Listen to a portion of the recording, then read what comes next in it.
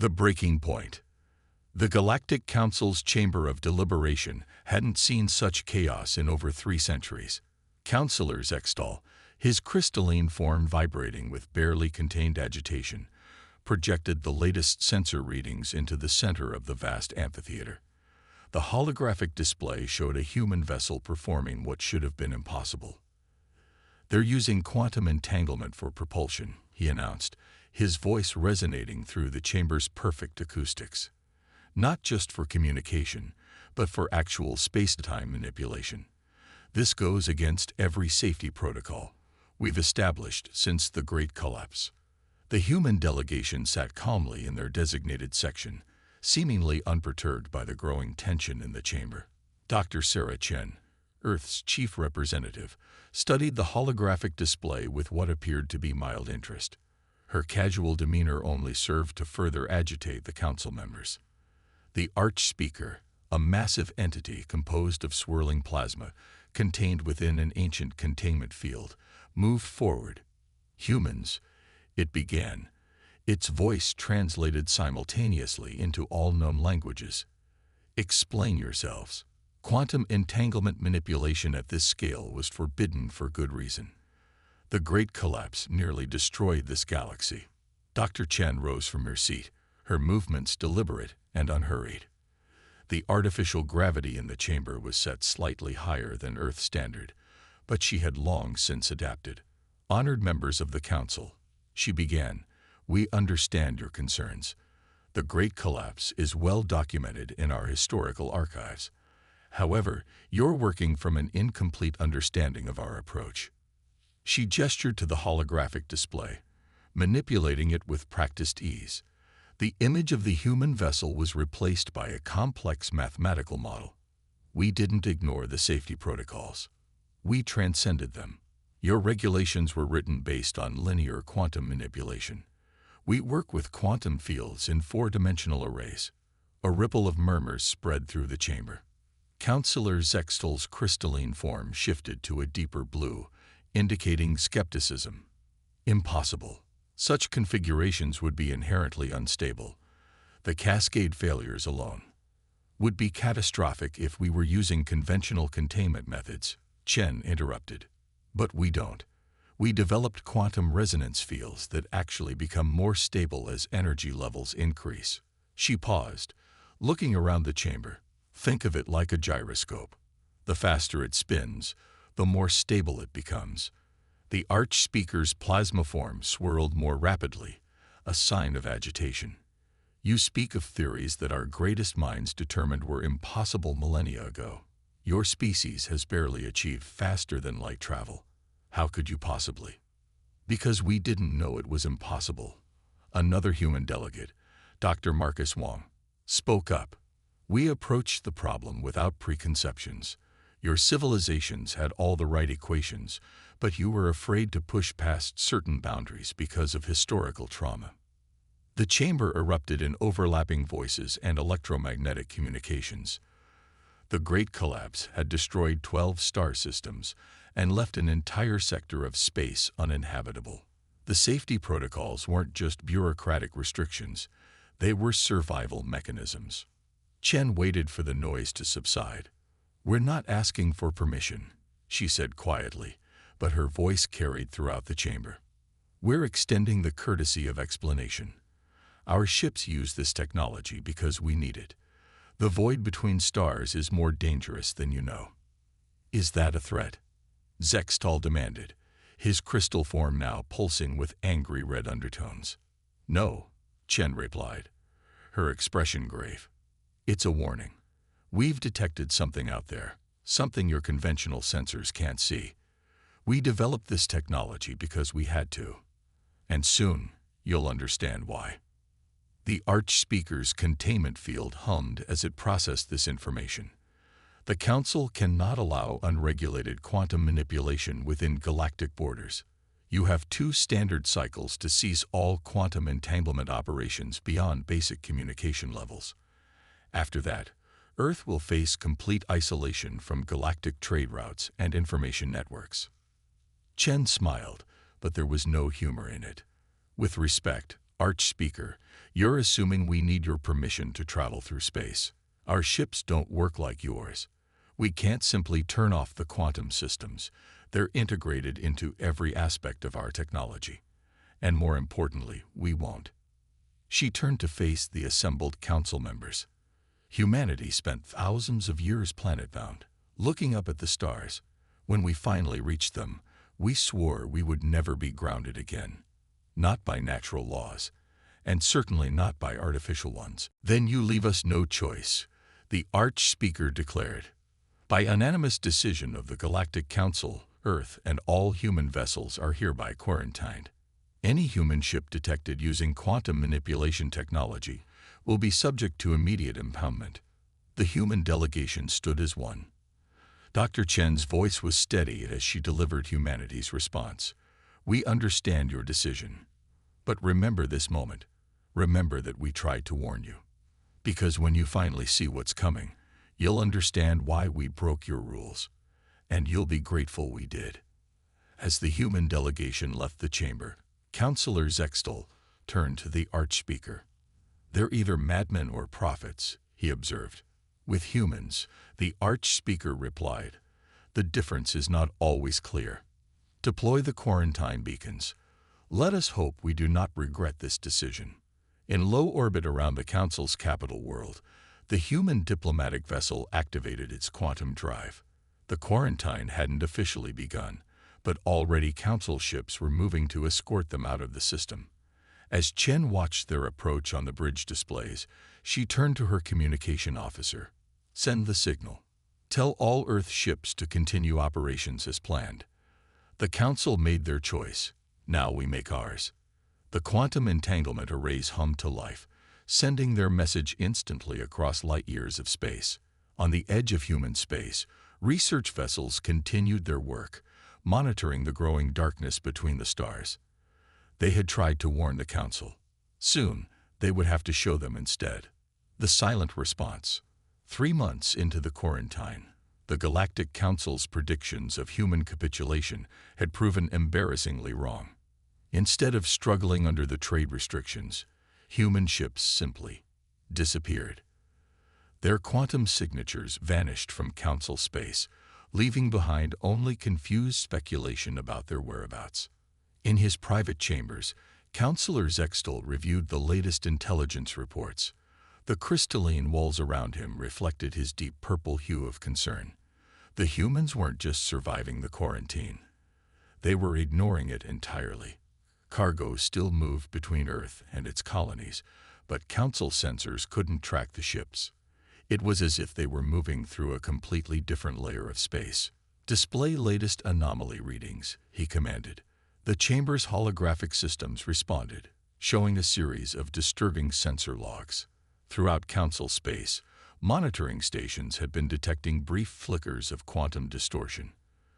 By the time investigation ships arrived, they found nothing. Just empty space and lingering traces of human quantum signatures. The door chimed, announcing First Navigator Pelison. The avian alien's feathers were ruffled, indicating agitation. Counselor, you need to see this, she said without preamble, transferring data from her neural link to the chamber's displays. The hologram shifted to show the Perditi sector, a relatively quiet region of space near the Council's outer territories. A massive void had appeared there, a region where stars simply vanished. Not exploded, not collapsed, just disappeared from sensors entirely. How long? Zextal asked, his crystalline form vibrating with tension. The void appeared 6 standard hours ago. We've lost contact with 3 outpost stations. The sector fleet is moving to investigate, but Pelison's feathers pulled tight against her body, a sign of deep distress. Their long-range communications are experiencing unusual interference. Zextal studied the readings.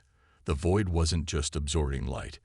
It was somehow erasing space itself. Conventional sensors couldn't penetrate it, and probes sent to investigate simply ceased to exist once they crossed its boundary. This isn't natural, he concluded. No, Pelison agreed. And there's something else. Just before we lost contact with the outposts, they reported receiving a transmission from a human ship. The chamber's temperature dropped several degrees as Zextol processed this information. They knew, he whispered. That's what they were trying to tell us. The chamber's emergency protocols activated as new data flooded in. The void was expanding, consuming space at an accelerating rate. The sector fleet had arrived at its edge, their powerful ships looking insignificant against the absolute darkness. Fleet Commander Yexthor's transmission came through heavy static, beginning standard containment procedures, deploying quantum dampening fields and spatial stabilizers. The fleet moved into a standard defensive formation, their advanced technology preparing to contain whatever spatial anomaly they were facing. They never had a chance. The void simply shifted, not moved, not expanded. It changed the nature of space around the fleet.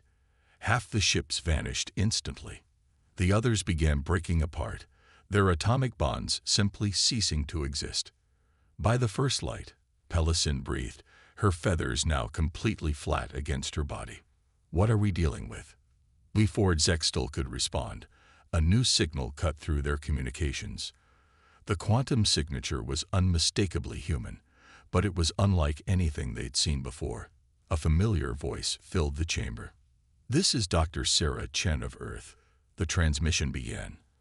"I know you're watching what's happening in the Perditi sector. Now you understand what we were preparing for.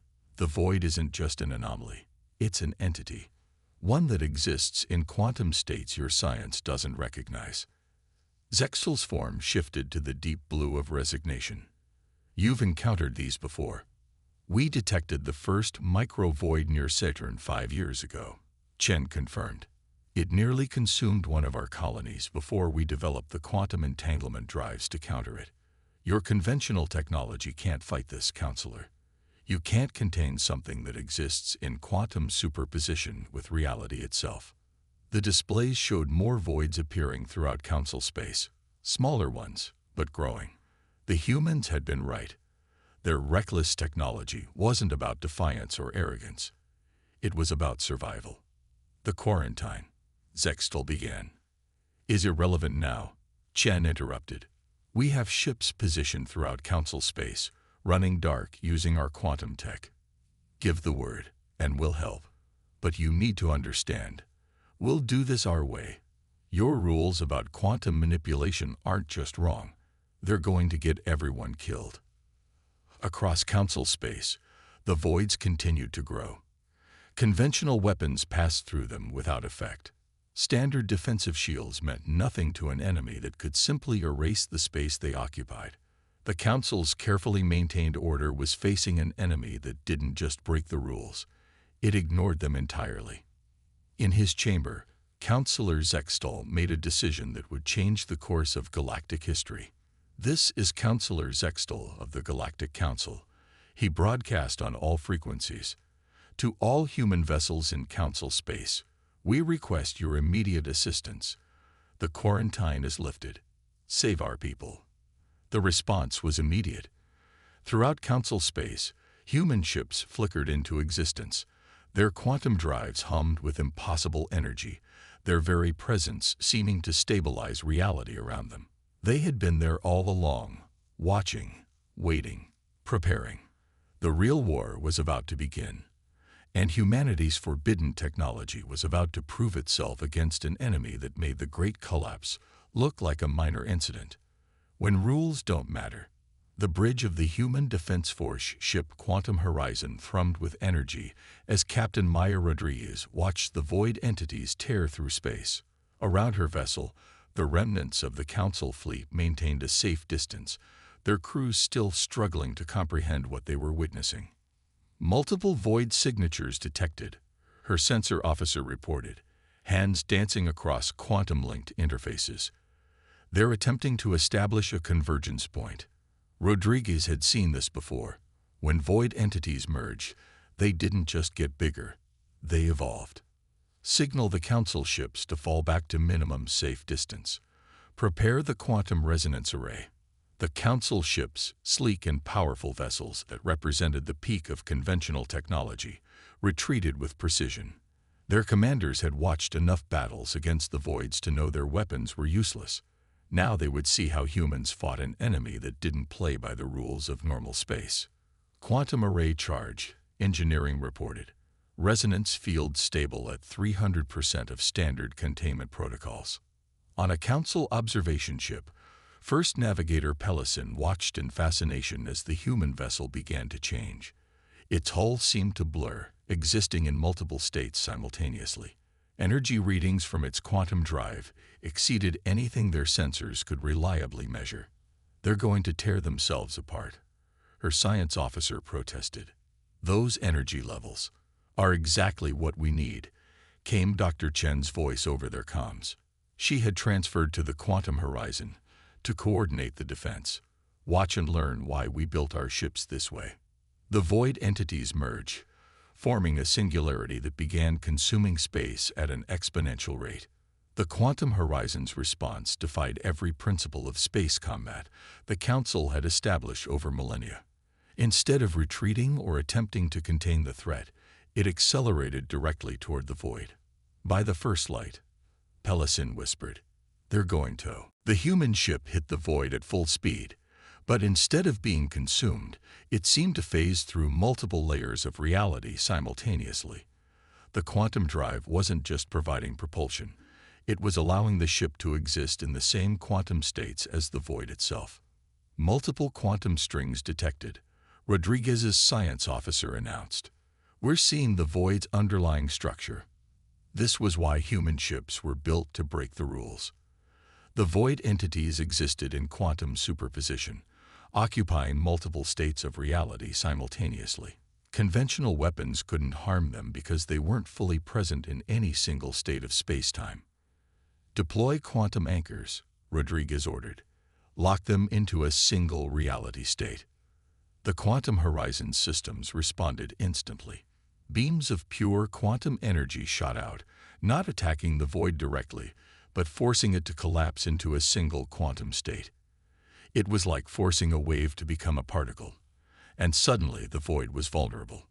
"Council vessels," Chen broadcast, "target these coordinates with your conventional weapons." Now, the Council fleet responded with everything they had. Plasma torpedoes, graviton beams, and antimatter warheads streaked through space. In its quantum-locked state, the void couldn't shift between realities to avoid the assault. For the first time, conventional weapons found their mark. The void entity's destruction was spectacular. As it collapsed, the quantum horizon systems captured vital data about its structure and composition. Each battle taught them more about these entities that existed in the quantum foam between realities. In the aftermath, as space itself seemed to heal around the battle site, Council ships surrounded the quantum horizon. But this time, they weren't there to enforce quarantine. They were there to learn. "Your ship," Pellesin communicated to Rodriguez, "it shouldn't be possible. The energy requirements alone." "That's because you're thinking in terms of energy containment," Rodriguez replied. "We don't contain the quantum energies. We sync with them. Our ships don't just use quantum entanglement. They become quantum entangled." The concept was radical, horrifying to species that had spent millennia carefully controlling and restricting quantum manipulation. But they couldn't argue with the results. The void entities were spreading throughout the galaxy, and only human quantum technology could fight them effectively. "We'll need to coordinate our forces," Chen added. "Your conventional weapons are crucial, but they're useless without our quantum tech to make the voids vulnerable. We need to work together." On the Council observation ship, Pellesin made a decision. "I request permission to transfer to the quantum horizon," she announced. "We need to understand how your ships work if we're going to fight these things effectively." Rodriguez smiled. "Permission granted. Fair warning, though. Learning our methods means unlearning a lot of what you consider fundamental laws of physics. The laws of physics haven't changed," Pellesin replied, her feathers rippling with determination. "Just our understanding of them." As more void entities appeared throughout Council space, an unprecedented cooperation began. Human quantum technology combined with Council conventional weapons created new possibilities for combat. But more importantly, the alliance represented something greater, the recognition that sometimes survival meant breaking all the rules. The war was far from over, but for the first time, they had hope. And it all started because humanity refused to accept that something was impossible. Understanding chaos. The Council's primary war academy had never seen anything like it. In the central training chamber, human quantum physicists worked alongside alien weapons specialists, breaking down centuries of doctrine and rebuilding it from scratch. Holograms showed void entities in various states of quantum flux, while teams developed new combat strategies. Dr. Chen stood before a group of Council ship commanders, their varied forms all focused intently on the quantum state diagram she was manipulating. "The key isn't fighting against quantum uncertainty," she explained. "It's embracing it. Your ships are built to impose order on chaos. Ours are built to become one with it."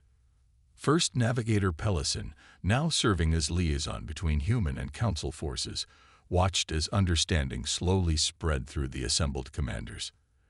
In the months since the first major battle, she had undergone a profound shift in her own thinking. "Show them the resonance pattern analysis," she suggested. Chen nodded, expanding the hologram to show how void entities responded to different quantum frequencies. "They're not just consuming space," she continued. "They're searching for something.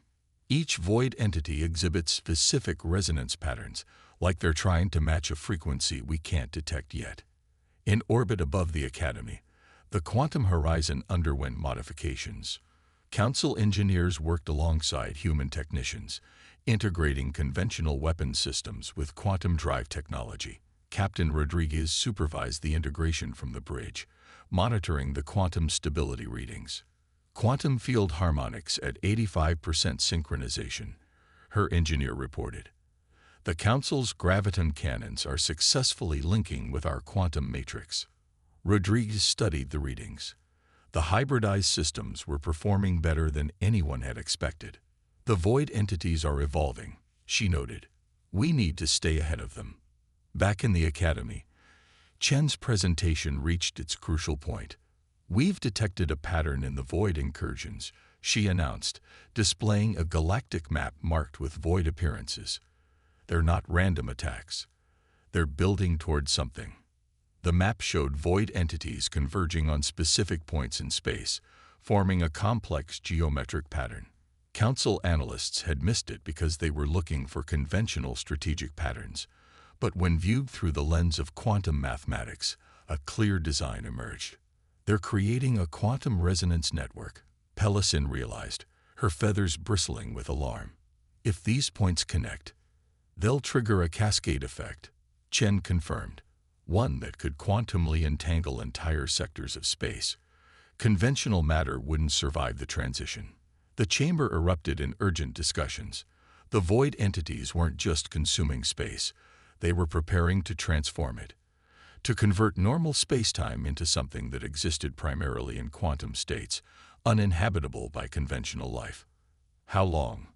a Council commander asked, their crystalline form pulsing with concern. "At current convergence rates, 2 weeks," Chen replied. "We need to strike first, hit all convergence points simultaneously. But we'll need every ship we have, human and Council alike." The logistics were staggering. Coordinating a multi-species fleet across multiple sectors of space, combining technologies that were never meant to work together. But they had no choice. The void entities had to be stopped before they could complete their pattern. In the shipyards orbiting the Academy, vessels from a dozen species were being modified with human quantum technology. Council engineers had finally begun to understand how human ships worked, and they were improving on the original designs. The combination of Council precision and human quantum innovation was creating something entirely new. "We've finished the quantum communication network," Pellison reported. "All ships will be able to coordinate instantly, regardless of distance." Rodriguez examined the fleet status displays. Hundreds of ships, representing the combined might of humanity and the Council, prepared for what could be their final battle.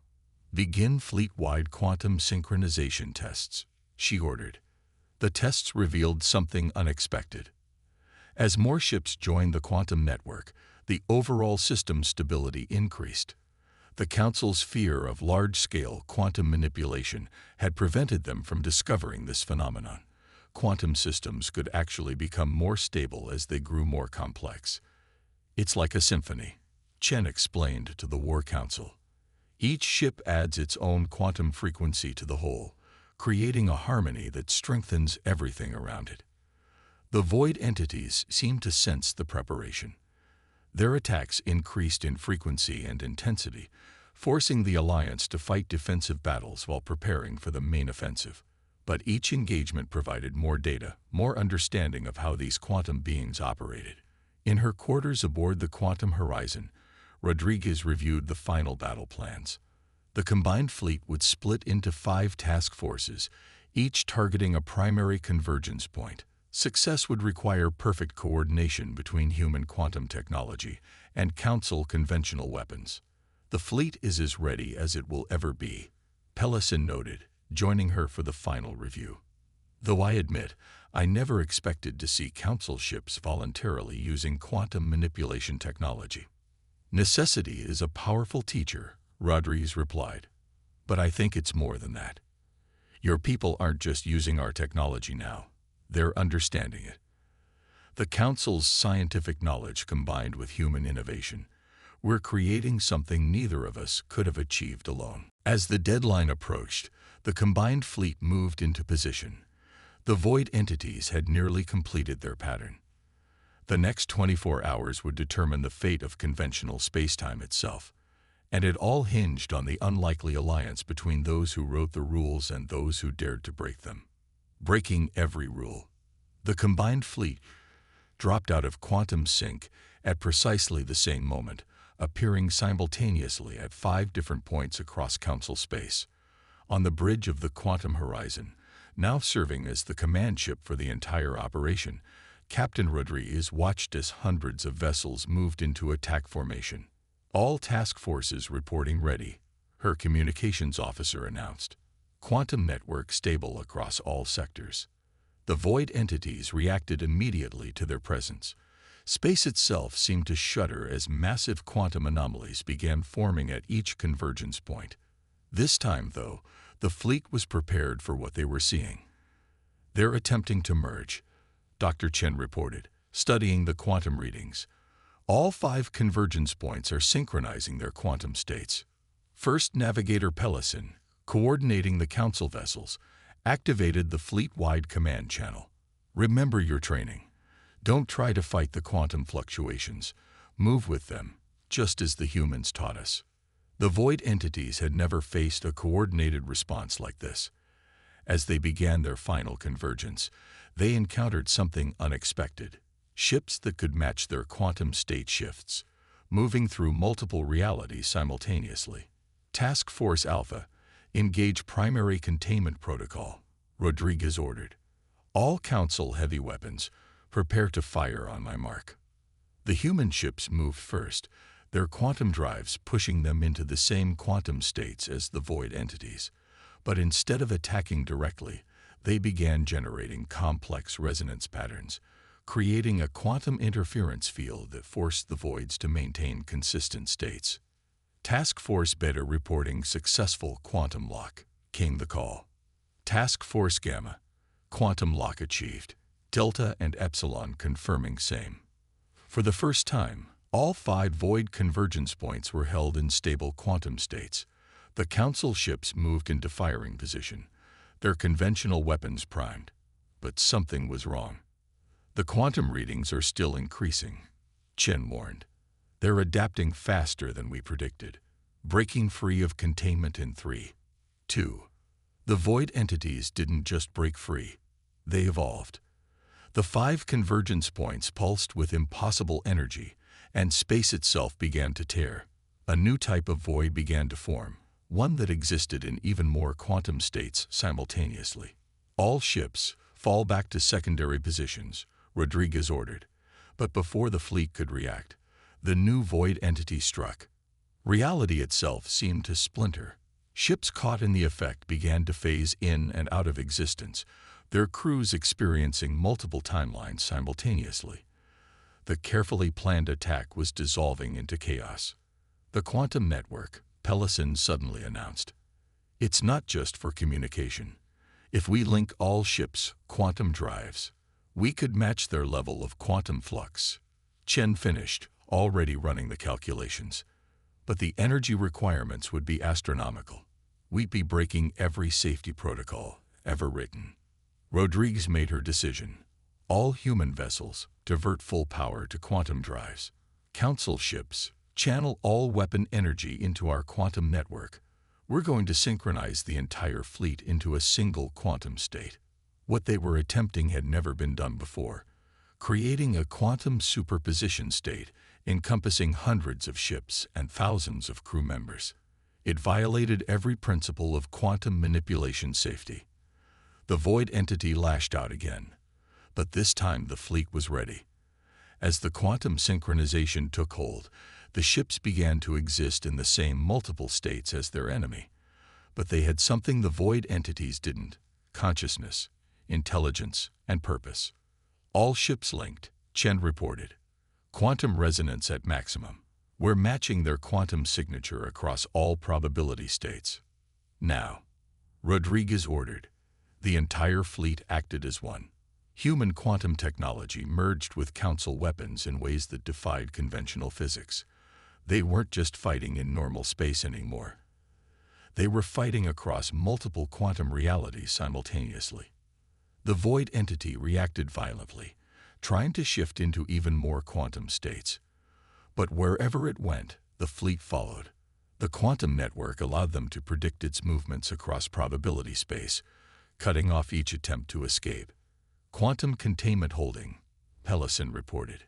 Council weapons showing effective penetration across all quantum states. The battle reached its crescendo as the fleet executed its final attack. The void entity, trapped in a quantum lock maintained by hundreds of ships working in perfect synchronization, faced the combined firepower of two civilizations. The explosion transcended normal spacetime. For a moment, every crew member experienced multiple possible outcomes simultaneously. Then reality snapped back into focus. Where the void entity had been, normal space began to reassert itself. Quantum readings returning to baseline, Chen announced. The other convergence points, they're collapsing. Whatever intelligence was controlling them, I think we just severed its connection to our spacetime.